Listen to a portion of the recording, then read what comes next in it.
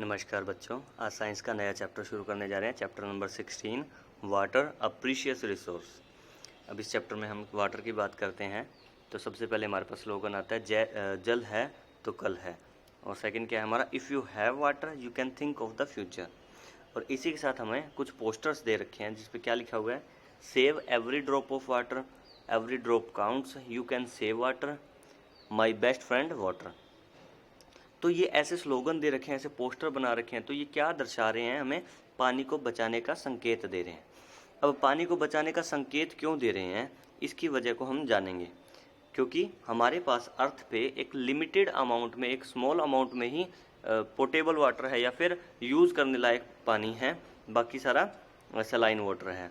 इसलिए क्या कह रहे हैं पोस्टर्स, हमें पानी बचाने की बात कर रहे हैं। 22 मार्च हमारा क्या मनाया जाता है, किस तरीके से मनाया जाता है, वर्ल्ड वाटर डे के हिसाब से मनाया जाता है।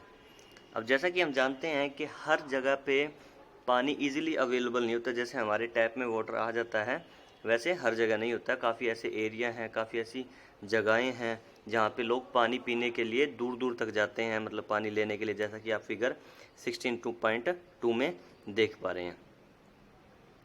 Water shortage has become a matter of concern throughout the world. It is estimated that in a few years from now, more than 1/3 of the people in the world could face water scarcity.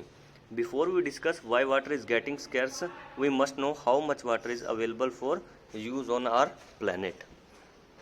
अब water की हमारे पहले से ही काफ़ी कमी आ रखी है, हर जगह पे वाटर कम होता जा रहा है। तो इसके बारे में पढ़ेंगे। How much water is available, हमारे अर्थ पे कितना वाटर है टोटल और कितना हमारे पास अवेलेबल है। Look at the picture of earth taken from space, why does it appear blue. अब हमारी अर्थ स्पेस से देखने से ब्लू क्यों दिखाई देती है, पानी की वजह से। Surely you can guess, you are aware that about 71% of the earth surface is covered with water. हमारा 71% जो भी एरिया है अर्थ का, वो क्या है, पानी से घिरा हुआ है। Almost all the water on the earth is contained in the seas, oceans, rivers, lakes, ice caps as groundwater and in the atmosphere.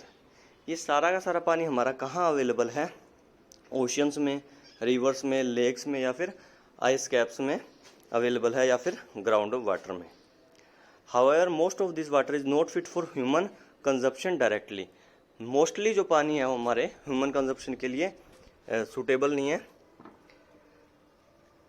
The water is fit for use is fresh water. जो water हमारे लिए use के लिए fit है उसको क्या बोलते हैं हम, फ्रेश वाटर।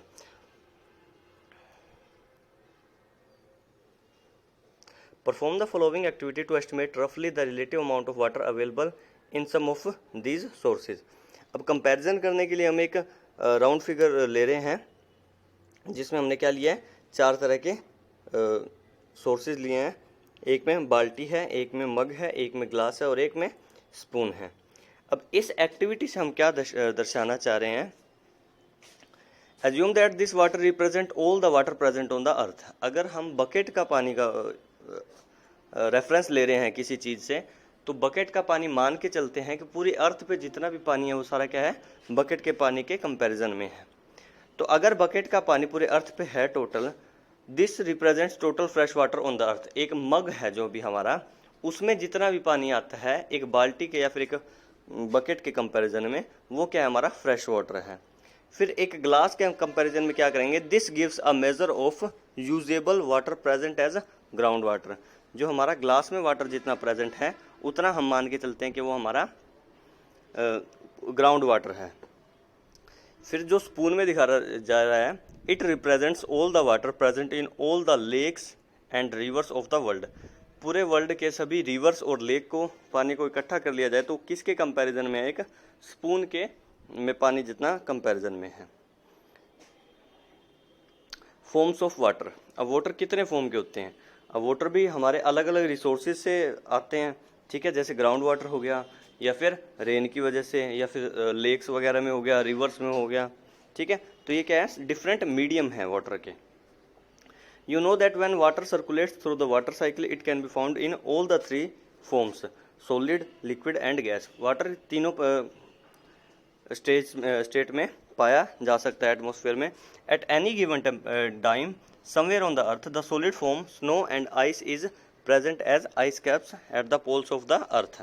अब solid form में कहा है जो poles के अपने अर्थ के पोल्स हैं वहाँ पे हमारे वाटर सॉलिड फॉर्म में है जिसको हम बोलते हैं स्नो या फिर ice cap.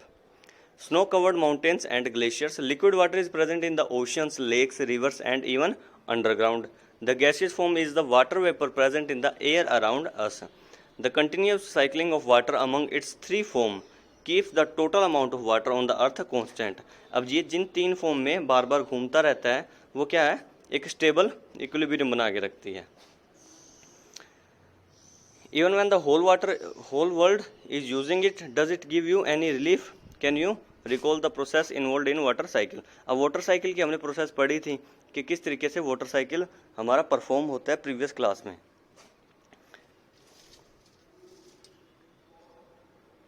Ground water as an important source of water.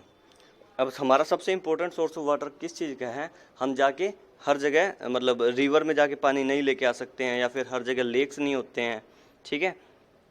तो ग्राउंड वाटर क्या हमारा हर जगह अवेलेबल होता है, तो ये हमारा सबसे इम्पोर्टेंट सोर्स है कंज्यूम करने के लिए वाटर को.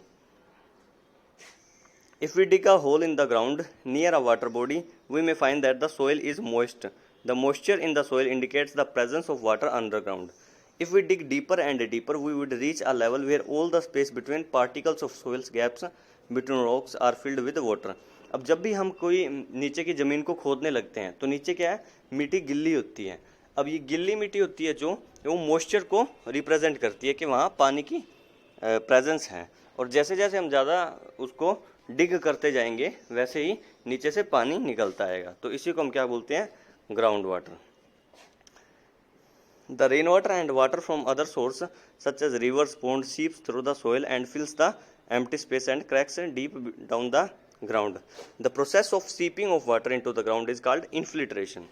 अब जब जैसे ही बारिश होती है या फिर कोई भी पानी ओपन में फैला दिया जाता है तो वो धीरे धीरे क्या करता है, क्रैक्स में से या फिर मिट्टी के थ्रू नीचे जाने लगता है, एब्जॉर्ब होने लगता है. कुछ वाटर वेपर बन जाता है लेकिन कुछ सीप होने लगता है ग्राउंड के अंदर. इस प्रोसेस को क्या कहते हैं, इन्फिल्ट्रेशन. इससे क्या होता है, ग्राउंड लेवल का ग्राउंड वाटर का लेवल इंक्रीज होता है. The ground water does get recharge by this process at place. The ground water is stored between layers of hard rocks below the water table. This is known as aquifer. Water in the aquifer can be usually pumped out with the help of tubewells और hand pumps. अब ज़मीन का पानी या फिर ground water को हम कैसे निकालते हैं, या तो ट्यूबवेल की हेल्प से या फिर हैंड पम्प्स की हेल्प से. डिप्लेशन ऑफ वाटर टेबल ये हम नेक्स्ट लेक्चर में करेंगे. आज के लिए बस इतना ही. धन्यवाद.